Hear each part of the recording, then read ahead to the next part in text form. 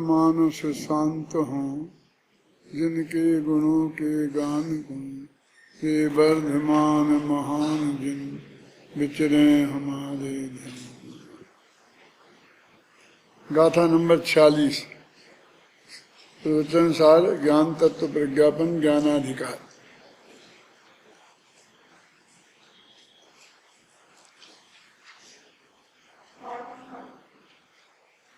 गाथा पढ़ो।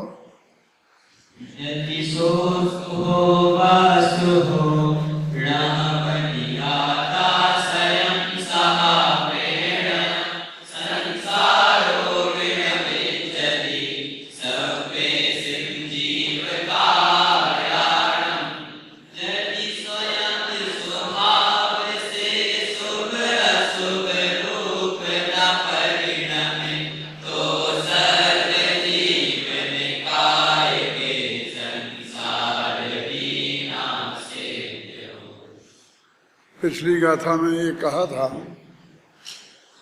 कि अनंत भगवान के विहार होता है, दिव्य ध्वनि खिड़ती है, खड़े रहना होता है, चलना होता है, तो ये सारी क्रियाएं होते हुए भी उन्हें बंध नहीं होता, जबकि और औदय की क्रियाओं के साथ बंध होता है। तो ये भी औदय की क्रियाएं हैं, किसी कर्म के उदय से होती हैं। तो उन्होंने कहा कि मोह आदि के सहित जो क्रियाएं औदय की होती हैं उनके बंध होता है, और इनके मोह आदि से रहित हैं, इसलिए इनके बंध नहीं होता। तो बंध तो छाय की क्रिया वालों के नहीं होता है, इसलिए कहते हैं औदय की होते हुए भी इनको छाय की ही क्यों ना मान लिया जाए, क्योंकि औदय की का फल नहीं मिल रहा और छाय की का इन्हें फल मिल रहा। ये बात कल हो गई थी। अब वो शिष्य कहता है कि ये तो अन्याय है, ऐसे ही हमारा भी चलना फिरना उठना बैठना और बोलना, इनकी वजह से हमें बंध नहीं होना चाहिए। हमारी भी औदय की क्रियाएं हैं तो इन्हें छाय की मान लेना चाहिए। तो वो कहते हैं ऐसा नहीं हो सकता, क्योंकि तुम्हारे मोहादि है। तो इतना सा प्रश्न है, इतना सा उत्तर है। लेकिन वो कहते हैं देखो, यदि जीव स्वयं स्वभाव से शुभ अशुभ रूप न परिणमे, ये जो इसे उदय की क्रिया बोलते हैं ना, तो उदय की माने उदय से होने वाली। तो फिर हम समझते हैं कि जो कर्म के उदय से क्रिया हो वो स्वाभाविक नहीं होती। तो वो कहता है कि नहीं, ये क्रिया कर्म का उदय तो मात्र निमित्त है, लेकिन इसका उपादान तो आत्मा ही है ना। इसलिए एक स्वभाव होता है स्वभाव, और एक होता है विभाव स्वभाव। पूज्य गुरुदेव श्री भी ऐसा फरमाते थे न बार बार कि ये आत्मा राग रूप भी अपने विभाव स्वभाव के कारण ही परिणमता है। विभाव स्वभाव माने क्या कि उस स्वभाव के साथ ये शर्त लगी है कि ऐसा कर्म का उदय होना चाहिए, तो ये जीव इस तरह से इस अनुसार परिणमेगा। तो कहते हैं बस ये शर्त लगी है, इसलिए तो हम विभाव स्वभाव कहते हैं। देखो, यदि जीव स्वयं स्वभाव से शुभ अशुभ रूप न परिणमे, शुभ अशुभ भाव रूप ये जीव स्वयं अपने स्वभाव से ही न परिणमे, तो सर्व जीव निकाय के संसार भी न सिद्ध हो। तो सारे संसारी जीवों को भी संसार की सिद्धि नहीं होगी। जैसे अनंत भगवान के संसार की सिद्धि नहीं होती, ऐसे सारे जीवों को भी संसार की सिद्धि नहीं होगी। जैन दर्शन में सब चीज स्यादवाद से है, अनेकांत से है, इसलिए उनने इसकी टीका लिखते ही पहले ही लिख दिया कि यदि एकांत से ऐसा माना जाए, ऊपर तो अकेला इतना ही है, यदि जीव स्वयं स्वभाव से शुभ अशुभ रूप न परिणमे, एकांत से तो नहीं लिखा ना, लेकिन टीका में उन्होंने एकांत से जोड़ दिया। तो कहते तुमने क्यों जोड़ दिया, जो बात गाथा में है वही लिखना चाहिए। तो कहते फिर हमारा काम क्या है, यदि वैसी की वैसी कर दें तो हम टीकाकार नहीं है, फिर क्या हो गए हम अनुवादक। बस आज लोग अनुवादक और टीकाकार में अंतर ही नहीं समझते। वो अनुवादक भी ये अधिकार समझता है कि मुझे भी इतना इतना सब लिखने का अधिकार है, और टीकाकार का उसका भेद ही नहीं समझते हैं। टीकाकार की ये आवश्यकता है कि वो अपेक्षा बताए, बात को स्पष्ट करे, उसमें कोई प्रश्न खड़ा होता हो तो उसका जवाब दे। ये सब चीजें कहते हैं टीका टिप्पणी। ये टिप्पणी जानते हो जो नीचे लिखी जाती है ना, ये टिप्पणी कहलाती है, जो नीचे पंक्ति के नीचे लिखी जाती है। जो पहले क्या होता था कि शास्त्रों का इतनी बड़ी बड़ी टीकाएं लिखना सबके नहीं था, तो जो उसमें कठिन शब्द होते थे उनका अर्थ नीचे लिख देते थे, और नीचे लिखते थे उसे टिप्पणी कहते थे। वे शब्द अधिकांश पारभाषिक होते थे, माने ऐसा नहीं है कि हमने ऊपर जल लिखा और हमने नीचे पानी लिख दिया। वो ऐसे होते थे कि उनका स्पष्टीकरण एक दो लाइन में करना पड़ता था। तो जब हम उसका मूल टीका में लिखकर, अर्थ में लिखकर विस्तार से खोलें तो वो टीका कहलाएगी, और हम एक दो लाइन में नीचे लिख दें तो उसे टिप्पणी कहते हैं। तो ऐसे कहते हैं ये टीका टिप्पणी। अब जो वो कितनी अच्छी चीज थी। टीकाएं माने जो आचार्य ने कहा है उसके भाव को पूरी तरह खुलासा करना, तर्क युक्ति से सिद्ध करना, उसमें जो नए लगाए हों वो नए बताना, शब्दों की व्युत्पत्ति बताना, ये सब चीजें टीका में शामिल थी। और टिप्पणी माने तो फिर भी कोई बात ऐसी है कि वो बीचा में टीका में शामिल नहीं की जा सकती है और उसका अर्थ बताना जरूरी हो तो नीचे उसमें बता देते थे।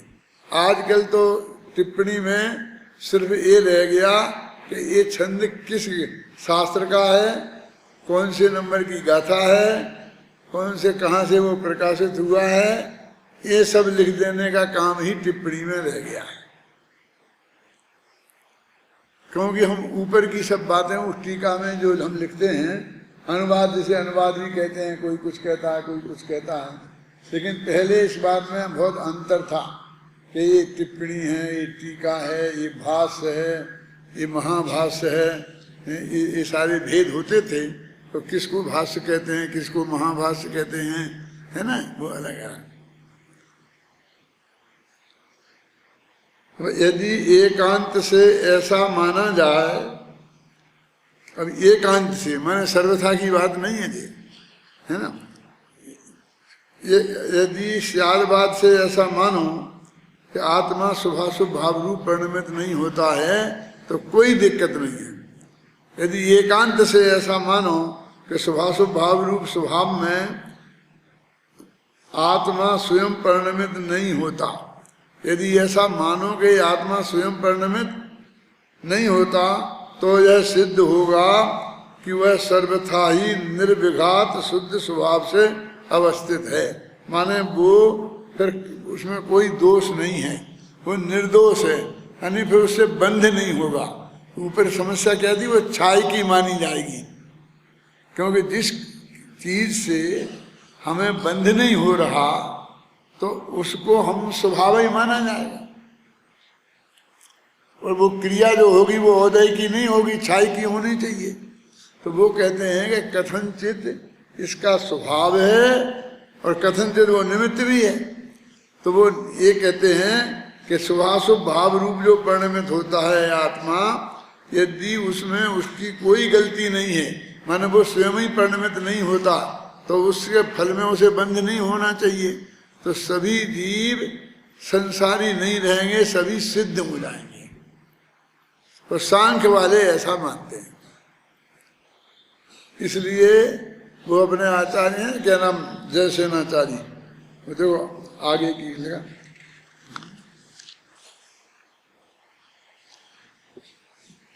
टीका की चौथी पंक्ति, आचार्य जयसेन तात्वृत्ति टीका में इस गाथा के भाव को नए विवक्षा से स्पष्ट करते हुए कहते हैं कि सांख्यों जैसी मान्यता वाला कोई शिष्य है ना, वो आत्मा को बिल्कुल निर्दोष मानते हैं और जो कुछ कराती है वो सब प्रकृति कराती है। थोड़ी बहुत तो पढ़ी होगी तुम लोगों ने कि वे 25 तत्व मानते हैं, एक प्रकृति, एक पुरुष, और प्रकृति फिर 24 प्रकार की होती है। अब समझ लो पुरुष माने आत्मा और प्रकृति माने पुद्गल, ऐसा समझ लो भाई, मोटा मोटा जो अपने यहाँ है ना। और फिर ये 148 प्रकार के कर्म प्रकृतियाँ अथवा 8 प्रकार के कर्म, इनका बंध उदय, ये सब बहुत ऐसा झगड़ा है ना। ऐसे ही उनके उन 24 तत्वों में वो प्रकृति ही सबसे ज्यादा सक्रिय है, पर आत्मा तो बिल्कुल निष्क्रिय है, वो कुछ नहीं करता। वो आत्मा में जो कुछ होता है वो सब प्रकृति से होता है। तो अपने यहाँ जो लोग ऐसा कहते हैं कि कर्म की जो प्रकृतियां हैं ना 148, उन प्रकृतियों के उदय से ही सब होता है। एक कर्म ही सुलाता है, कर्म ही जगाता है, कर्म ही गुस्सा कराता है, खाना खिलाता है तो कर्म ही खिलाता है। असाता वेदनी कर्म के उदय से, वेदनी कर्म के उदय से आता है ना सब है? तो ये सारे काम कर्म ही कराता है, आत्मा नहीं। ऐसे वहाँ सारे काम प्रकृति ही कराती है, पुरुष नहीं। तो वहाँ उनने सर्वथा माना, और अपने यहाँ माना कि वो आत्मा ऐसा नहीं कि कर्म के उदय से ही सब कुछ होता है, वो स्वयं भी शुभ अशुभ भाव रूप से परिणमित होता है कथनचित, और तब वो अपराधी सिद्ध होगा और तब वो बंद होगा। जिस अपेक्षा से वो अब कर्म के वो मानेगा मैं स्वयं परिणमित हुआ है, तभी तो वो अपराधी सिद्ध होगा। यदि ये सिद्ध हो जाए कि इस आदमी ने, इस पुलिस के सैनिक ने गोली चलाई तो ऑफिसर की आज्ञा से चलाई, और चाहे जो कुछ मर गया हो उससे, प्रधानमंत्री ही क्यों नहीं मर गया हो, लेकिन उस सिपाही पर कोई केस नहीं चलेगा, वो उस पर चलेगा जिसने आज्ञा दी है,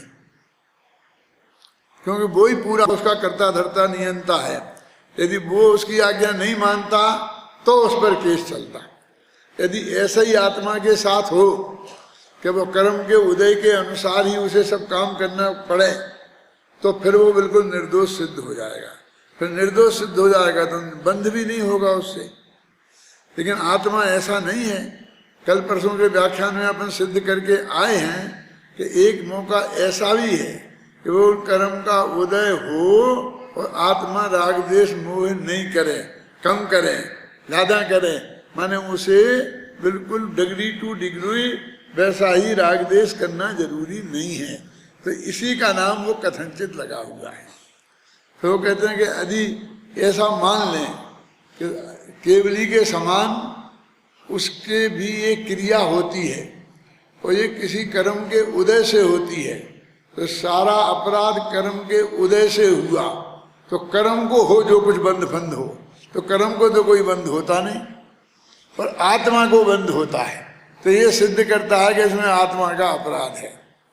और हम कथनचित भी नहीं माने आत्मा का अपराध, तो फिर अरहंतों में और हम में क्या फर्क रहेगा, क्योंकि उनको भी उदय भाव है और वो क्रिया हो रही है। आहार विहार का जो भी हो रही, आहार नहीं, आहार तो वैसे बिहार के साथ मुँह से निकल जाती है, वैसे वो श्वेतांबरों की मान्यता है। तो कभी धोखे में ऐसा नहीं समझ लेना कि मैं ये कह रहा हूँ, है ना, समझ में ना। तो ये क्रियाएं हो रही हैं, तो जैसे उनको बंध नहीं होता, और बंध नहीं होता तो हमने छाई की मान ली। तो वो कहते हैं कि ये सुविधा तुमने उन्हें अरहंतों को दे दी, और हमें भी वो जो क्रियाएं हो रही वो कर्म के उदय से हो रही। गुस्सा आया, हमने गालियां बकी, चांटा मारा किसी को, तो क्रोध नामक कर्म के उदय से मारा, हमारा क्या है? तो फिर हमें भी कर्म बंध नहीं होना चाहिए। हम गुस्सा करें और कर्म बंध ना हो हमको, तो फिर वही तर्क आ जाएगा कि जो उदय की क्रिया को छाया की जैसी ही मान लेना चाहिए। तो जब उसको फिर क्या हो जाएगा? अरहंत जैसा हो जाएगा, बंद नहीं होगा। तो उसके अरहंत दशा नहीं है, राग देश मोह है, इसलिए तो संसार है ना। फिर उसके भी संसार का अभाव हो जाएगा। ये कहते हैं फिर उसको, लोगों को भी संसार का ही अभाव हो जाएगा। और संसार का अभाव हो जाएगा तो मोक्ष का अभाव हो जाएगा। कि मोक्ष का अभाव कैसे हो जाएगा संसार का अभाव होने से? कहते संसार माने बंधन, तो जो बंधा ही नहीं है तो मुक्ति माने छूटना, उसके छूटने का क्या सवाल है? कोई किसी से पूछे कि तुम कब आ गए, कि कहाँ से, कि जेल से, तो यही कहेगा मैं गया ही कब, कि मैं कब कह रहा हूं तुम गए थे, मैं तो ये कह रहा हूं तुम कब आ गए, छूट कब गए। तो वो कहेगा आना जाने पूर्वक होता है। तो तुम भले ही आने की बात कह रहे हो, लेकिन उसके पीछे तुम गए थे ये भी सिद्ध होता है। ख्याल में है ना? यदि भरी सभा में हम किसी का नाम लेके और ये कह दें कि अब तो ये खोटा काम छोड़ो, छोड़ दो, क्यों? और कदाचित वो खोटा काम करते ही नहीं हो, तो उसे बहुत बुरा लगेगा। क्यों?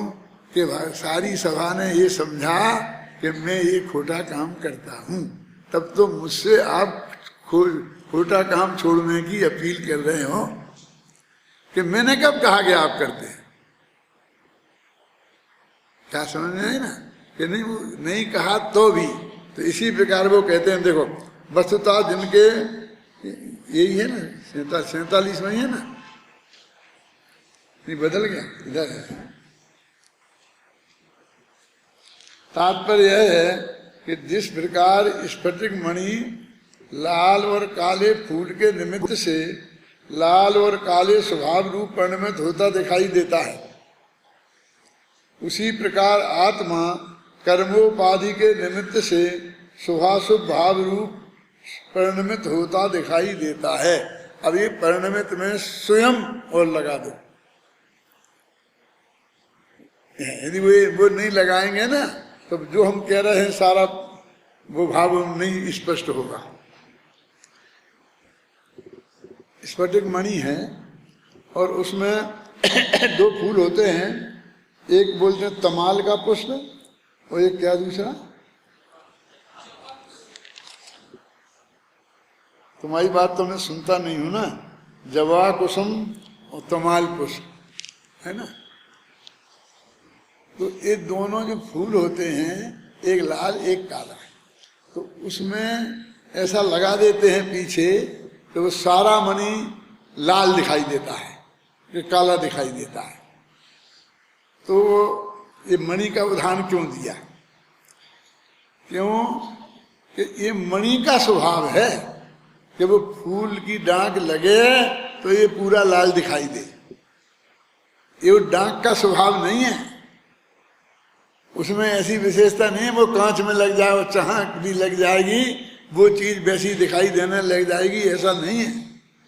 ये किसके स्वभाव की विशेषता है? उस स्फटिक मणि में ऐसा स्वभाव है कि उसमें वो हम डांक लगाएं तो वो ऐसा दिखाई देता है।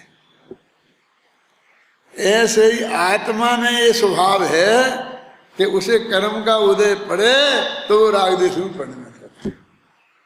कहते आत्मा का ऐसा स्वभाव कथनचित भी नहीं होता तो उसे कर्म का बंध नहीं होता, तो संसार का अभाव सिद्ध हो जाता। अब ये सब चीजें शास्त्रों में ही रह गई हैं। क्या ये स्फटिक मणि, ये सब अपन पढ़ते हैं ना, वो एक चंद्रकांत मणि होता है, एक सूर्यकांत मणि होता है। कहाँ होता है? देखा है? किसी ने नहीं देखा। जितने विद्वान पढ़ाते लिखाते हैं उन्हें किसी ने नहीं देखा। पंडित चैन सुखदास जी से कहा था एक दफे किसी ने कि आप इस बात को जानते हैं? उन्होंने कहा हम जानते हैं। कैसा जानते हैं? कि उसमें आता है कि उसमें बगीचे में अर्जुन भीम नाम के वृक्ष लगे थे। तो उसमें लिखा ना, कहाँ लिखा? रामचंद्र का पढ़ी किसी ने? नाम भी नहीं सुना होगा। केशव कवि की एक किताब है, उसका नाम है रामचंद्र का। जैसे तुलसीदास जी की रामायण है ना, ऐसे ही केशव की कवि की जो रामायण है उसका नाम है रामचंद्र का। और साहित्य में उसकी तुलना तुलसीदास की रामायण से की जाती है। बहुत बड़ा कवि माना जाता है, लेकिन उसे काव्य कला का प्रेत कहते हैं कि काव्य कला का वो भूत है, भूत। क्यों? कि वो छंद और अलंकारों में इतना व्यस्त है, सैकड़ों छंद, हर कदम पे छंद बदल देता है, फिर छंद बदल देता है, लिखता है तो।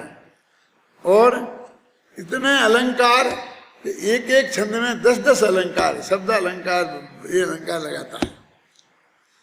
तो उसमें एक पंक्ति आती है, मैंने पढ़ी है पूर्व आदि से अंत तक। अर्जुन भीम महामति लेखो, पांडव की प्रतिमा सम देखो। याद है दादा? क्या लिखा? कहते अर्जुन और भीम नाम के वृक्ष थे उस बगीचे में। जैसे ऐसा लगता है जैसे पांडवों की प्रतिमा खड़ी हो। अब वो कोई वृक्ष पांडवों जैसे तो होंगे नहीं। तो चैन सुखदास जी से पूछा क्या आपने अर्जुन और भीम नाम के वृक्ष देखे हैं जो इसमें लिखे हैं और आप हमें पढ़ा रहे हो? तो बोले हम तो ऐसे पंडित हैं कि लिखा अर्जुन वृक्ष विशेषा, भीम वृक्ष विशेष, बस हम लिखते एक ऐसा इस टाइप का वृक्ष होता है, समझे ना? हमें ये पता नहीं है कि ये बरगद जैसा वृक्ष होता है कि कुंवर जैसा होता है। कुंवर समझते हो? अकौआ जैसा होता है।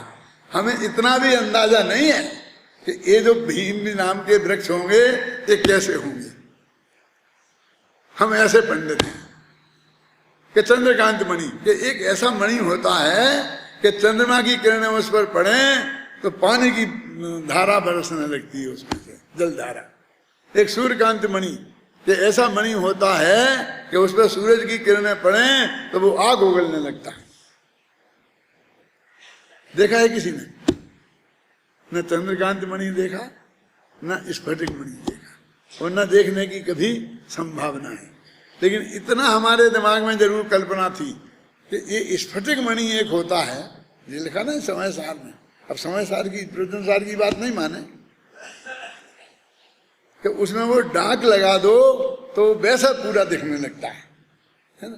एक और आया है इसमें, वो कौन सा कौन सा नीलमणि, कि जिसमें वो दूध में रख दो, दुग्धधियम नीलमणि, तो वो सारा गिलास का दूध वो नीलमणि की रंग का हो जाता है, जबकि होता नहीं है। निकाल दो तो वो दूध सफेद का सफेद है। अब ये सब शास्त्रों में ही देखे। तो जब हमने प्रतिमा लेने का नक्की किया कि अपने स्फटिक मणि की प्रतिमा लगाएं, तो मैं कहता था इन सबसे कि इसमें लगाएंगे तो अपन इसके नीचे वो पहले बनवा देना, और अपन नीले का लाल पीले कई रंग की वो चीजें रख लेंगे और नीचे लगाएंगे तो एकदम आज स्फटिक मणि लाल दिखेगा, कल नीला दिखेगा, परसों सफेद दिखेगा, तो बहुत अच्छा लगेगा, लोग देखेंगे। तब तक हम इसी धोखे में थे कि ऐसा होगा। फिर बाद में नहीं मणि ऐसे हो तो कुछ होगा नहीं, तो उसमें लाइट नीचे से लगा देंगे ऐसी, तो लाइट लाल जलाएंगे तो लाल दिखेगी। लेकिन न लाइट हुई न कुछ नहीं हुआ, वो वैसी की वैसी है। तो हमने उनसे कहा, तो बोले यार ये सब शास्त्रों की बातें हैं, अब तुम शास्त्रों की बातें यहाँ देखना चाहोगे तो नहीं मिलेगी। तो वे बातें उदाहरण देने के लिए शास्त्रों में ही मिलती हैं। हो सकता है उनने भी नहीं देखी हो, आचार्यों ने भी, उनने भी पहले किसी शास्त्र में देखी होगी और उनने उदाहरण लिख दिया कि नील मणि और कौन कौन से मणि हो गए, तो यहाँ जो भी लिखे हैं वो जो दोनों लगा देंगे डाक, उससे ऐसे ही कर्मोदय की डाक लगेगी। तो एक दो उदाहरण दिए ना, कौन कौन, तमाल और जपा कुसुम। तमाल तो काला फूल और लाल, तो लाल माने शुभराग और काला माने अशुभराग। देखो ये उपमा दी है, अशुभ राग और शुभ राग में वो कर्मोदय की डाक लगती है, तो ये आत्मा शुभ राग रूप या अशुभ राग रूप परिणमित हो जाता है, द्वेष रूप परिणमित हो जाता है। कर्मोदय की डाक लगती है तो ये रूप परिणमित हो जाता है। तो ये क्यों हो जाता है, किसकी गलती है? कि उसकी गलती है जैसे बंद होता हूं, नहीं है। एक पंडित एक गांव में गया था, गांव वाले में जो पंडित में प्रवचन करने गया तो गांव वाले जो लोग थे उन्होंने बहुत अपमान किया, उसे गद्दी से उतार दिया। कोई गलती हो गई होगी। तो उस नगर के जो अध्यक्ष था ना समाज का, उसके पास गया और उसने ये कहा कि देखो मैं तुम्हारे गांव में आया और मेरे साथ ऐसा ऐसा व्यवहार हुआ। तो सेठ जी ने कहा देखेंगे देखेंगे देखेंगे, मैं तलाश करूंगा क्या हुआ कैसा हुआ, यही जवाब देते हैं। क्यों? वो अध्यक्ष कहे देखूंगा करूंगा जब। तो फिर उसने कहा कि मैं क्या कह रहा हूं आपने सुना? सेठ जी ये मेरा अपमान हुआ है ना, तो मेरा नहीं हुआ है, ये आपका अपमान हुआ है। क्या आपके यहाँ शासकीय गद्दी से हटाया गया तो ये मेरा अपमान नहीं हुआ है, किसका हुआ है? आपका अपमान हुआ है।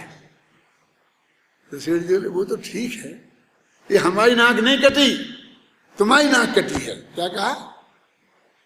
तो उन्होंने कहा हाँ हमारी कटी होगी कि तुम्हारी कटी है, जिसकी कटी होगी उसकी चिन्ह ना रही होगी।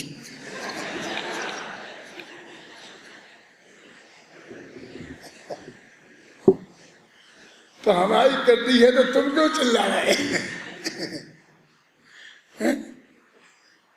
समझ में आया ना? यानी वो कर्म के उदय से आत्मा रागादि रूप परिणमा, तो गलती किसकी? तो वो कहते हैं जिसे बंध हुआ उसकी, तो बंध तो आत्मा को हुआ है ना। तो कथनचित वो स्वयं परिणमित हुआ है उस रूप। कथनचित क्यों? कि उसका स्वभाव, हाँ स्वभाव से, विभाव स्वभाव उसका ऐसा है। कथनचित उसका स्वभाव ही ऐसा है कि उसको कर्म का उदय मिले तो वो राग आदि रूप परिणमित होता है। तो फिर अनंत भगवान को क्यों नहीं हुआ? तो कहते उनके वो विभाव स्वभाव का अभाव हो गया है, इसलिए उनको नहीं हुआ राग आदि कर्म, और उनका कर्म का उदय भी नहीं आ रहा ना। तेरे तो कर्म कहा दिया, कर्म ही का नाश हो गया ना, मोहिनी कर्म का नाश हो गया कि जिसके उदय से वो राग द्वेष मोह रूप परिणमित होता था वो उसके कर्म ही नहीं है, वो तेरे वो कर्म विद्यमान है। देखो अभी पढ़ता हूं, आचार्य जयसेन तात्पर्य वृत्ति में इस गाथा के भाव को नए विवक्षा से स्पष्ट करते हुए कहते हैं कि सांख्यों जैसी मान्यता वाला कोई शिष्य, ऐसा अपने शास्त्रों में होता, सांख्यानु मताई शिष्य ऐसा आता है ना बार बार। यहाँ सांख्य कोई नहीं बैठा है, लेकिन हम ही में से कुछ लोग ऐसी मान्यता वाले होते हैं जैसी सांख्यों की मान्यता होती है। कोई निश्चयभाषी, कोई व्यवहाराभाषी, कोई ऐसा थोड़ी बैठता कि मैं निश्चयभाषी हूँ, मैं व्यवहाराभाषी हूँ। नाटक में तुम्हें पाठ दे दिया जाए, क्यों? तो तुम भले ही निश्चयभाषी का पाठ करो, व्यवहाराभाषी का पाठ करो, लेकिन तुम कोई निश्चयभाषी थोड़ी अपने को मानते, कोई व्यवहाराभाषी थोड़ी अपने को मानता है, नहीं मानता ना। ऐसे ही सांख्यों जैसी मान्यता वाला कोई शिष्य यदि ऐसा कहे कि जिस प्रकार आत्मा शुद्ध नय से शुभाशुभ भाव रूप परिणमित नहीं होता, उसी प्रकार अशुद्ध नय से भी शुभाशुभ भाव रूप परिणमित नहीं होता, तो व्यवहार नय से भी समस्त जीवों के संसार का अभाव हो जाए और सभी जीव सदा मुक्त ही सिद्ध हो जाएंगे। आया समझ में क्या कह रहे हैं कि यदि शुद्ध नय से उनने नय लगाया, उनने तो स्वभाव से विभाव स्वभाव से ऐसा कह दिया था बस, तो कहीं तो नय लगाना पड़ता है। नय लगाओ, नय नहीं लगाओ तो हमको ऐसा बताना पड़ता दिव्य दृष्टि से, ऐसा लगा देते ना। इस अपेक्षा हम ऐसा भी लगा देते हैं, पिता की अपेक्षा, पुत्र की अपेक्षा, माने वो जो अपेक्षा लगाई जाती है उसके कई तरीके हैं। तो कहते हैं वो सब जीव यदि हम उसको व्यवहार नय से भी अशुद्ध नहीं मानेंगे, ऐसा नहीं मानेंगे कि उसकी गलती है, तो फिर वो सिद्ध हो जाएगा। अब देखो व्यवहार नय जिसे अपन झूठा कहते हैं ना, वो कितना कार्यकारी है। माने संसार उस व्यवहार नय से है, क्योंकि वो अशुद्ध नय से है आत्मा। कौन सा? वो जो स्वभाव है ना, व्यवहार स्वभाव, वो शुद्ध नय से नहीं अशुद्ध नय से है। इस पर सांख्य मतानुयायी शिष्य कहता है कि संसार का अभाव होता है तो हो जाने दो। इनने कहते संसार का अभाव हो जाएगा, तो वो कहता हो जाएगा तो बढ़िया, हमें मोक्ष हो जाएगा। संसार का अभाव हो जाता है तो हो जाने दो, वह तो हमारे लिए भूषण है, दूषण नहीं। हमारा तो मजा आ जाएगा, संसार का अभाव हो जाएगा तो मोक्ष हो जाएगा। अरे कहते भाई संसार का अभाव नहीं होगा तो क्या होगा? तेरी मान्यता में संसार का अभाव हो जाएगा। संसार का अभाव वास्तव में नहीं होगा।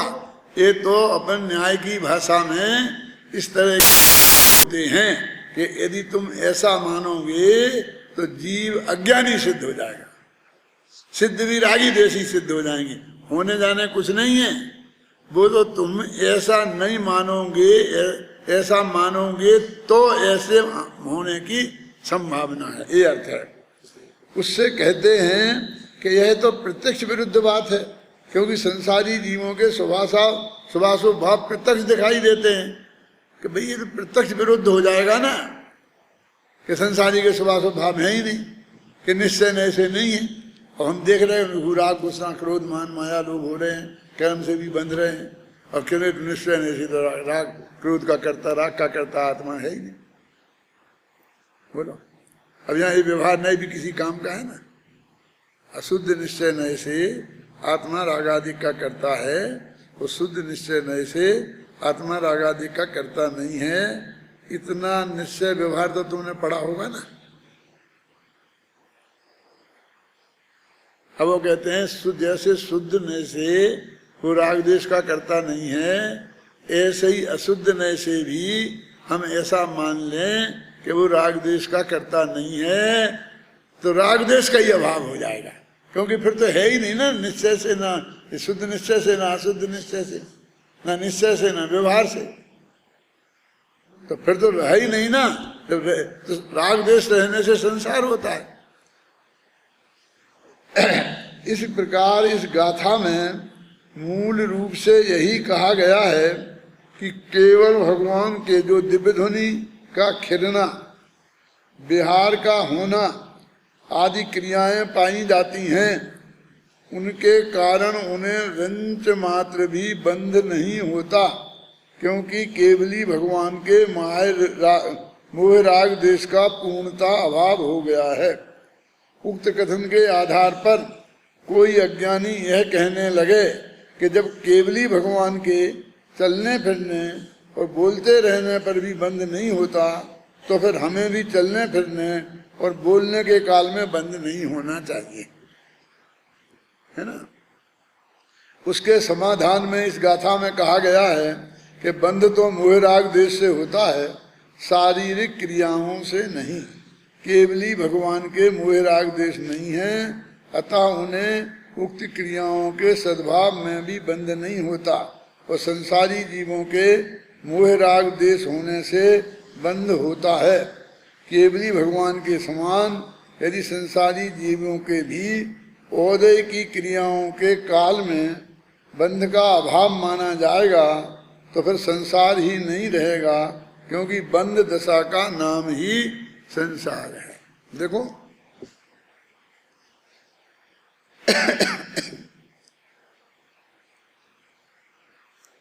अरहंत भगवान को बंध नहीं होता, सिर्फ इतना सिद्ध करना था, और औदिक भाव उनके हैं। और पहले हम कह आए थे कि औदिक भाव हैं, उससे जो भी चीजें मिलती हैं उससे बंद होता है। तो इससे सारा झगड़ा खड़ा हुआ। झगड़ा क्यों खड़ा हुआ? अब औदिक भाव तो 21 प्रकार के होते हैं, होते ना, मालूम है? कौन कौन से बोलो? अरे भाई तत्वासूत्र का सूत्र नहीं, दूसरे अध्याय नहीं याद है, शुरू के 7-8 सूत्र जाने तो दूसरा अध्याय तत्वज्ञान पाठमाला में भी तो हैं। 5 भाव है ना, 5 भाव, कहना 5 भाव है, 5 प्रकार के भाव, औपसमिक, छायक, छायोपसमिक, औदिक और पारिणामिक है ना। तो औदिक भाव कितने प्रकार के हैं? 21 प्रकार के हैं ना। हाँ तो बोलो हैं, तो 21 प्रकार के हैं, तो वे कौन कौन है? तो तुम आप जानते हो उदय 8 ही कर्मों का होता है, क्षय भी 8 ही कर्मों का होता है। क्षयोपशम कितने कर्मों का होता है? 4 का होता है ना। और उपशम, हाँ बोलो बोलो, ओनली 1 मोहिनी कर्म का होता है। उपशम अकेले मोहिनी कर्म का होता है। तो उदय 8 का होता है ना। 8 कर्म के उदय में जो जो भाव होंगे वो सब औदिक कहलाएंगे, समझे ना। अब औदिक भाव और अकेले चारित्र मोहिनी के उदय में, दर्शन मोहिनी और चारित्र मोहिनी के उदय में जो भाव होते हैं बंध के कारण, तो अकेले वे हैं।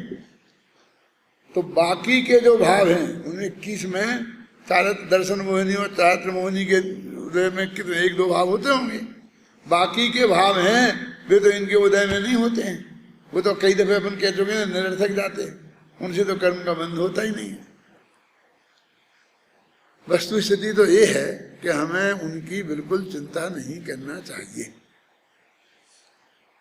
अब इससे ज्यादा हम क्या कहें कि अरहंत भगवान जो अनंत शक्ति के धारक हो गए हैं और उन्हें मोक्ष जाना ही है, तो वे भी उन अघातिया कर्मों के उदय से होने वाले औदिक भावों के बारे में कुछ नहीं करते, उनके नाश का कोई प्रयत्न नहीं करते। वो जब उनकी आयु कर्म खत्म हो जाती है स्थिति, तब बस मोक्ष चले जाते हैं, और जब तक नहीं होती तो अपने रहते हैं, यहाँ पर रहते हैं। जिन कर्मों के संबंध में अरहंत भगवान भी चिंता नहीं करते, अब हम उनसे ही शुरू करते हैं। अघातिया कर्मों में एक वेदनी नाम का कर्म है, तो उसमें अनुकूल प्रतिकूल हमें संयोग मिलते हैं, और जो थोड़ी तकलीफ हो जाती है ना, कभी चोट लग गई तो तकलीफ हो गई, तो असाता वेदनी कर्म की वजह से, कभी ठंडी ठंडी हवा लगी तो साता वेदनी कर्म, ऐसा होता ना कर्म के उदय में। तो उसी में हम सारा फेरफार करने में सारी शक्ति जीवन भर 99% तो हम अकेले उसमें ही लगाते हैं, हमें और कुछ नहीं चाहिए। बस ये संयोग जो हैं वे थोड़े अच्छे हो जाएं। और अच्छे की क्या परिभाषा है? जिसके पास 2 कमरे का रूम है, मकान है, उसे 3 का चाहिए, वो 3 का हो जाए तो वो समझता मोक्ष हो जाएगा। और जिनके पास 3 का है उन्हें 4 का चाहिए, जिनके पास 4 का है उन्हें 5 का चाहिए। चाहिए ना, मेरा मतलब ये समझ गए ना। तो ये है क्या? वो ये उन संयोगों के लिए ही हम सारा प्रयत्न करते हैं जिनके बारे में अरहंत भी कुछ नहीं करते। अब कुछ नहीं करते छोड़ दो, अब इसको भाषा दो कुछ नहीं कर सकते। माने अनंत वीर के धनी अरहंत भगवान भी जिनमें कुछ नहीं कर सकते फेरफार करने के लिए, हम अल्प वीर के धनी उसमें ही अपनी सारी शक्ति लगाते हैं। क्या होगा बोलो? हमारे करने से कुछ भी होता नहीं है, बस हमारी सारी शक्ति लगी रहती है। फिर कोई थोड़ी बहुत विकल्प आता है तो फिर हमारा ज्ञान अच्छा हो जाए, दर्शन अच्छा हो जाए, थोड़ी शक्ति आ जाए, माने ज्ञान बढ़नी, दर्शना बढ़नी और अंतराय, इनमें हम लग जाते हैं। ज्ञाना बढ़नी, दर्शना बढ़नी, अंतराय। अब मोहिनी कर्म के बारे में सोचते ही नहीं, जबकि नाश की प्रक्रिया सबसे पहले दर्शन मोहिनी की और बाद में चारित्र मोहिनी की होती है। तो ये चारित्र ले लो, फिर बस खत्म। कि समय उसका तो कोई ठिकाना है नहीं, कब होगा नहीं होगा पता ही नहीं चलता है, हो गया कि नहीं हो गया। चारित्र का पता तो लगता है, चदरा ओढ़ते हैं, बाल माल मुड़ा लेते हैं, कि केस लॉन्च कर लेते हैं तो दिखने लगता है फटाफट चारित्र। वो समय तो दिखता ही नहीं है, क्यों? इसलिए फिर चारित्र लग जाते हैं। दर्शन वो जो सबसे पहले जिस पे प्रहार करना चाहिए, सिद्ध चक्र विधान की जयमाला में लिखा है, क्या लिखा है? जय करण कृपाण सुप्रतम बार, मिथ्यात्व सुभट कीनो प्रहार, 1.5 कोट विपर्य मति उल्लंघ, पायो समिकित थल थिर अभंग। अब देखो, सबसे पहले मिथ्यात्व का नाश करना चाहिए, कोई बात नहीं करो। अब ये देखिए, बंध के कान 5 है ना, जरा ध्यान। मिथ्यात्व, अविरति, प्रमाद, कसाय और योग। बस हमको सबसे पहले योगा करना है, मन वचन काया को कंट्रोल में करना है। वो सबसे बाद का है। अरहंत भगवान भी उसके लिए कुछ नहीं करते, सबसे ज्यादा चंचल उनका योग है और वे कुछ नहीं करते। अरहंत भगवान जिसमें कुछ नहीं करते, हमें वो करना। एक भाई मेरे पास आए थे आज दिल्ली से, और वो बैठे रहे, बहुत बहुत बहुत भद्र मिथ्या सम्य दृष्टि, मतलब सम्य दृष्टि मिथ्या दृष्टि तो छोड़ो, लेकिन बहुत अच्छे मुमुक्षु, उन्हें बहुत जिज्ञासा। और उनकी पत्नियों को बार बार मेरे पूछते थे कि आप ये बताओ कि हम ध्यान करने के लिए हम क्या करें। और ध्यान के बारे में मेरे क्या विचार हैं तुम लोग तो जानते ही हो।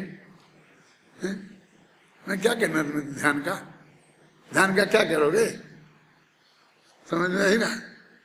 नहीं, मैं कि स्वाध्याय करो, तुम स्वाध्याय करो। तो स्वाध्याय करेंगे तो उसी में से फिर ध्यान निकल आएगा, मतलब उसी करते करते ध्यान हो जाएगा। मैंने उन्हें हर हालत में ध्यान चाहिए था, पर तुम उसकी विधि बता दो। तो मैंने ध्यान की किताब दी उन्हें, तत्वा सूत्र दिया, और उसमें बताया कि ये इतने सूत्र हैं, ये ध्यान के बारे में तुम पढ़ना, फिर मेरे से बात करना ध्यान के बारे में। क्या करता हूँ, पूरा ध्यान तो उसे समझा नहीं सकता, मुझे ध्यान करना था। यानी जिन्हें योग माने योग को अरहंत भगवान कुछ नहीं करते, हमें वो वहां से शुरू करना था। कहाँ से चाहिए था? मिथ्यात्व के अभाव से, है ना। फिर अवृत्ति का अभाव, फिर अवृत्ति के बाद में प्रमाद का अभाव, फिर कसाय का अभाव, फिर योग का। अब देखिए, वो सबसे 5वां नंबर पे था ना, सबसे लास्ट में। फिर कहते हैं बस खत्म, तुम योग कर लो, मतलब मन वचन काया को काबू में कर लो। अब ये योग तो देह की क्रिया, मन शरीर को ऐसा अकड़ के रख लेना, वो समझता मैंने शरीर को काबू में कर लिया, हो गया शरीर के काबू में। कुछ नहीं, माने शरीर तो परद्रव्य है, उसमें क्या काबू में कर सकता है? वो कुछ नहीं कर सकता। एक बाल को तो कर नहीं सकता, ऐसा जब अकड़ के बैठा है, वैसे आंख में से आंसू निकले तो रोक नहीं सकता, नाक में से पानी की धारा निकल जाए तो रोक नहीं सकता, कुछ नहीं कर सकता। फिर क्या कहता है? बस कसाय मत करो। अब कसाय 10वें गुण स्थान तक होती है, और बंध के कारणों में 4था नंबर है उसका। पहले मिथ्यात्व जाएगा, फिर अवृत्ति जाएगी, फिर प्रमाद जाएगा, फिर कसाय जाएगी, 10वें गुण स्थान तक होती है ना। वैसे तो वो अनंतानुबंधी के साथ मिथ्यात्व के साथ ही जाएगी, लेकिन वो अंत में जाती है ना, इसलिए वो कहते कसाय। तो फिर कसाय मत करो। अभी कसाय ऐसे तेरे नहीं करने से रुकती है ना। कसाय कैसे रोके? अपन ने बालबोध पाठमाला में लिखा, क्या लिखा? न भाषित नहीं हो तब कसाय नहीं होगी। तो ऐसा तो वो कुछ करता नहीं है, फिर जबरदस्ती गुस्से को रोकने की कोशिश करता है। वो ऐसा करता है कि मेरे को बहुत गुस्सा आता है, तो महाराज ने बताया कि तू कल आना, फिर मैं कोई तुझे दवाई बताऊंगा। वो दूसरे दिन आई तो एक बोतल उसने दी भरी हुई। एक कहा जब तुझे को गुस्सा आ है तो इसे तू मुंह में लेना, पानी, जो बोतल में जो दवाई थी ना, वो इसको अंदर भी नहीं गुटकना और बाहर भी नहीं गुटकना, ऐसा मुंह में रखना। कब तक? कि जब तक तेरी सांस बड़बड़ाती रहे। जब उसका बड़बड़ाना रुक जाए तो तू बात दिखाई दे। तो जब वो जवाब देती थी तो उसे और गुस्सा आता था। जब उसने जवाब नहीं दिया तो वो चुप हो गई। अरे सास का गुस्सा, ये दवाई मैंने अपने मुंह में रखी तो मेरा नहीं, सास का गुस्सा कम हो गया। ऐसे उपाय बताएंगे कैसा है कम करने के। जब तक मिथ्यात्व के कारण जो उल्टी मान्यता है वो नहीं जाएगी तत्वाभ्यास से, तब तक जाएगी नहीं। मैंने कोई गलत रास्ता तो बताया नहीं था उसे, स्वाध्याय करने को कहा था, तो वो तत्वाभ्यास ही तो है। क्यों?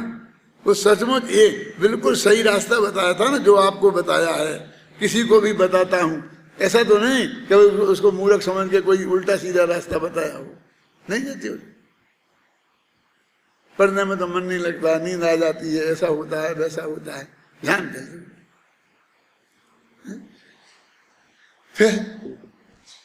फिर प्रमाद छोड़ दो, आलस नहीं करो। प्रमाद छोड़ दो, मानो सुबह जल्दी उठ जाना, दौड़ के जाना, सुबह 5 किलोमीटर दौड़ना। अरे ये सब महाप्रमाद है। जो प्रमाद का अभाव तो हिलना ही नहीं, आप समझे ना। अप्रमत्त किसे बोलते हैं? शुद्धोपयोग की दशा होती है ना, तब उसे अप्रमत्त बोलते हैं। और जब तक वे मुनिराज है ना 6वें गुणस्थान में, तब तक वे प्रमादी हैं। प्रमादी, अब प्रमाद का स्वरूप ही नहीं समझते। प्रमाद छोड़ दो, प्रमाद छोड़ दो। फिर अविरति, तो व्रत ले लो। और मिथ्यात्व, अब उसकी तो क्या कहें, अगले भव के लिए रख लेते हैं। यानी किन्हीं में ऐसा है कि पहले मिथ्यात्व छूटता है, फिर अविरति छूटती है, फिर प्रमाद छूटता है, फिर कसाय छूटती है, और फिर योग ठीक होता। एक क्रम है, तो वहां भी उल्टा चलता है। मन हर काम हमारा उल्टा है, उल्टा है, उल्टा है। देखो एक गाथा पूरी करनी है ना, इस प्रकार इस गाथा में मूल रूप से यही कहा गया है कि केवली भगवान के जो दिव्य ध्वनि का खिलना, विहार का होना आदि क्रियाएं पाई जाती हैं, उनके कारण उन्हें रंच मात्र भी बंध नहीं होता, क्योंकि केवली भगवान के मोह राग देश का पूर्णता अभाव हो गया है।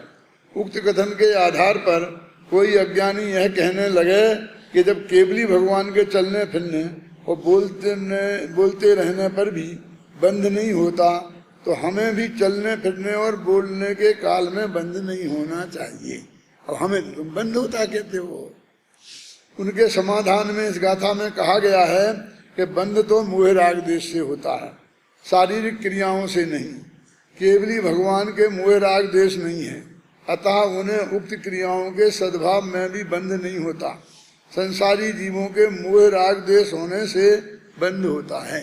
अब वो तो ये कह रहे थे कि तुम ये मत करो, आप समझे ना। वो उन क्रियाओं पे पीछे पड़ रहा था कि वो केवली भगवान को नहीं हुआ, उससे बंध नहीं हुआ, तो हमें भी ये क्रियाएं करने की सुविधा मिलनी चाहिए और बंध नहीं होने की गारंटी मिलना चाहिए। ऐसी भाई वो उससे तो कुछ होता ही नहीं, ना केवली को होता है और ना हमें होता है बंध। फिर अपन ने वो बात करी थी ना कि 7 कर्मों के उदय से जो भी चीजें हमें मिली हैं वो बंध में निमित्त नहीं है। अकेली मोहिनी क्रम के उदय में जो चीज है वो बंध में निमित्त है। तो हम उन्हीं के बारे में ज्ञानावरणी से क्या है, आपको कम समझते हैं, आपको उससे बंध का कोई संबंध नहीं है, दर्शनावरणी से भी नहीं है। यदि आपका शरीर थोड़ा गोरा है, किसी का काला है, तो काले वाले के सिर में दर्द रहता होगा, मुझे ज्यादा कर्म बनते होंगे, क्यों? ऐसा कुछ नहीं है। अब वो जो मिल गया सो मिल गया। अब उससे आपका कोई, आप बहुत अच्छे बुद्धिमान निकल सकते हैं, टॉपर्स हो सकते हैं, वो चपरासी बन के रह जाए, आप उसके ऊपर ऑफिसर हो सकते हैं, क्यों? कलर की वजह से तो आपको कभी रिजेक्ट नहीं किया जाएगा ना, तो क्या तकलीफ है उससे? और अब वो जब खत्म होंगे हम, वो भी खत्म हो जाएगा, तो वो तो अपने आप जाने वाला है, और उसको भेजने के लिए हमें कुछ करने की जरूरत नहीं है, लेकिन हम उसी के लिए क्रीम पाउडर लपेटते हैं, केसर खाते हैं, मैंने हम उसको ही बदलने की कोशिश करते हैं जिसमें हमारा कुछ नहीं चलना और जिससे कोई बंध नहीं होता। जब बंध नहीं होता तो हमें उसकी फिर क्या चिंता करना चाहिए? नाम कर्म के उदय से जो भी हुआ है, गोत्र कर्म के उदय से जो भी हुआ है, नीच गोत्र ऊंच गोत्र है, अरे जो भी घातिया कर्म है, हम उन्हीं में उलझे रहते हैं। जो असली मोह कर्म के उदय से बंध का कारण है, जो संसार का कारण है, उसमें नहीं उलझ जाते। अब विद्वान बन गए, पंडित हो गए ना, तो अब आ जाते हैं ठीक चलो, तो वहां सबसे पहले चारित्र पे चले जाते हैं। तो होता वहां क्या कर्म है? पहले मिथ्यात्व का नाश होता है, फिर चारित्र का होता ना, मोह का नाश होता है। तो वो चारित्र के पहले चारित्र ले लो, समझना तो हो ही जाएगा, फिर देख लेंगे, हैं? तो चारित्र पे शुरू कर देते हैं, कुछ ना कुछ वृत्ति तो होनी चाहिए, कुछ ना तो ये होनी चाहिए, ये तो करनी चाहिए। अभी जरा विचार करो, संलेखना समाधि में चल रहा है ना, तो अभी सब टीवी पे सब मुनिराजों के प्रवचन आ रहे हैं, तो सब संलेखना चल रही है, संलेखना पे इंटरव्यू चल रहे हैं, प्रश्नोत्तर चल रहे हैं, ये कर रहे हैं। सुन के हंसी आती है, क्या कहना, बस भोजन छोड़ दो, संलेखना, भोजन छोड़ दो, भोजन छोड़ दो, संलेखना।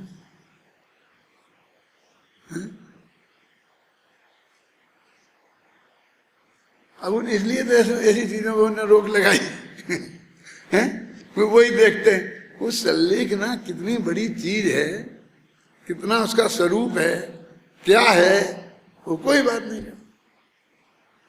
तो कहते हमारा मरने का अधिकार है। अरे मरने का अधिकार है, वो तो संविधान में है कि तुम्हें जीने का अधिकार है, मरने का अधिकार नहीं है। वो आत्महत्या को दोष माना है, तो आप वही कह रहे हो हमें अधिकार है, हमारे धर्म में लिखा हमें अधिकार। अरे संलेखना मरने का, स्वयं मरने, अपने हाथ आत्मघात करने का नाम तो है ही नहीं ना। संलेखना में आत्मघात होता ही नहीं है, अपन यही तो कहते हैं। हम उसे हमने इनडायरेक्ट वे में स्वीकार कर रहे हैं कि हमारा तो ये अधिकार है, हमें कौन रोक सकता है? क्यों? हम खाना खाएं कि नहीं खाएं, हमें कौन रोक सकता है? गांधी जी जेल में जाते थे ना, जब वे उपवास करते थे, तो उपवास करते हो 8 दिन का 10 दिन का, तो अंग्रेज लोग सब घेरे रहते थे, तो उन्हें लगता था कि बुड्ढा मर जाएगा तो सारा देश हमको एक भी अंग्रेज को हिंदुस्तान से जिंदा वापस नहीं जाने देगा इंग्लैंड, क्योंकि बहुत लोकप्रिय आदमी है। इसलिए किसी कीमत में इसे हमारी जेल में नहीं मरना चाहिए, नहीं तो फिर देश को संभालना बहुत कठिन काम है। तो वे उनको दूध पीने को बोलते थे, तो वे दूध पीते नहीं थे, तो क्या करते थे कि 2-4 आदमी जाते थे गांधी जी को, इतने बड़े आदमी थे, इतने लोकप्रिय, समझना, घबराना नहीं, क्या हो सकता है आपके साथ। गांधी जी को पकड़ के मुंह खोल के, मुंह में एक वो लकड़ी का वो होता था, ऐसा डाल के ऐसा करके, और उसमें पूंगी होती थी, वो पूंगी में दूध डालते थे, तो वो जा करके मुंह में जाता था, पीना पड़ता था, पी जाते थे। इस तरह उन्हें दूध वहां पिलाया जाता था जेल में कि मर ना जाए। तो बाकी के और भी लोग जाते थे, और वहां पर उनको बहुत खराब खाना मिलता था, जेल में जाते थे, वही स्वतंत्रता सेनानी। तो मुझे गांधी जी उपवास करते हैं तो उनको दूध पिलाते हैं लोग, तो अपन भी उपवास होगा तो अपन को भी दूध पिलाएंगे क्या? लेकिन फिर नहीं आते। वो तो गांधी जी को पिलाते थे, तुम्हें थोड़ी पिलाए। वो गांधी जी को पिलाते थे, समझ गए ना? लेकिन हमें भी पिलाएं। तो जब वो उनको मुश्किल से कोई आदमी आता था और दूध पिलाने के लिए उनके मुंह में नली डालता था और दूध पिलाने की कोशिश करता था, तो वो गटागट पी जाता था क्योंकि उसने तो दूध पीने के लिए उपवास किया था। मेरे कहने का मतलब ये है, इस अपने देश में अपने सबसे बड़े लोकप्रिय नेता के साथ भी उपवास करने को उसका उपवास ऐसे भंग कर दिया जाता था। क्यों? क्योंकि वो कहते थे तुम उपवास कर रहे हो और इस उपवास से तुम मर भी सकते हो। आप समझ गए ना?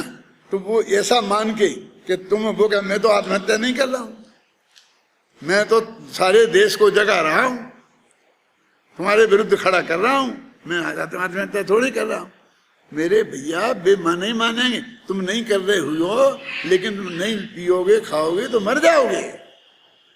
आप समझे ना? और हमें तुम्हें मरने नहीं देना है। मैं क्या कह रहा हूं तुम्हारी समझ में आ रहा है कुछ? माने ऐसा भी हो सकता है समझ गए ना? क्या कर ले, क्या, अरे क्या करना है, किसी को क्या करना है, लेकिन वस्तु स्थिति ये है ही नहीं। ये हम आरोप को जबरदस्ती स्वीकार कर रहे हैं।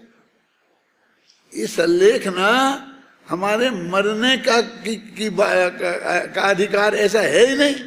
उसमें ही मैंने तो जितना पढ़ा, इन दोनों में बहुत पढ़ा, लेकिन उसमें कहीं ये आया ही नहीं।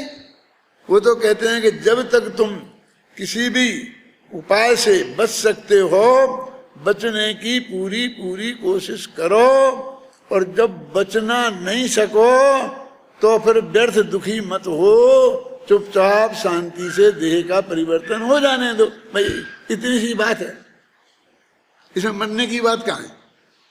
तुम तो पूरे बचने के उपाय करो। मैं बहुत एक दो लाइन में बता रहा हूं। और जब तुम बचना बिल्कुल भी संभव नहीं रहे, तुम्हारे हाथ में नहीं रहे, तो अब चिल्लाओ मत, रो मत, दुख मत प्रकट करो, घबराओ मत, बस शांति से देह परिवर्तन का काम हो जाने दो। इतनी सी बात है। यदि हम ये बात कहें तो वो आरोप कहाँ रह जाता है? हमारे यहाँ मरने की बात ही नहीं, मरने का अधिकार कहाँ है? वे कहते मरने का अधिकार हम किसी को नहीं देंगे, हम कहते मरने का अधिकार। अरे तुमने उनका आरोप हम पे मान लिया। हो सकता है भैया तो हमने बहस भी ऐसी ही करी होगी कि हमारा अधिकार है, हमारा अधिकार है, तो उन्हें नहीं मानी, क्योंकि हमारे कानून में ऐसा अधिकार नहीं है।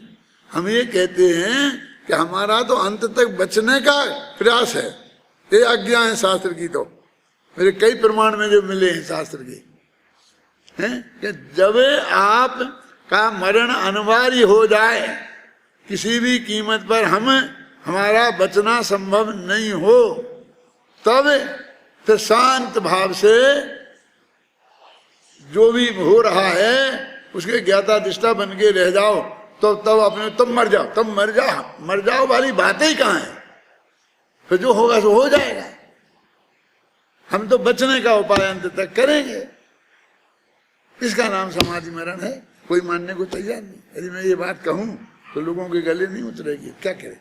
एक मौका ऐसा आया है कि जब सारे देश को इस बात को कहेंगे, वो देश सुनेगा और पढ़ेगा। ऐसे मौके पर जो उसका सही स्वरूप है वो हमें समाज के सामने रखने का बहुत अच्छा अवसर है। नहीं तो हम लिख के रख जाते, कोई पढ़ता तक नहीं, है ना? तब उसका स्वरूप ख्याल में आएगा। अब हमें बताओ हमें कोई प्रमाण दो, प्रमाण दो। क्या प्रमाण दें तुम्हें? तुम्हें तो इस बात का प्रमाण चाहिए कि हमें मरने का अधिकार, हम तो मरेंगे, हम तो खाना छोड़ देंगे और मर जाएंगे, जब तक मर जाएंगे, चाहे जो कुछ हो जाए मर जाएंगे। ये तो तुम्हें तो ये लड़ाई लड़नी है, ये बहस करनी है, ये तो है नहीं शास्त्र में एक्चुअल है। अपनी एक गाथा हो गई है 47वीं 46वीं, कल 47वीं गाथा चलेगी।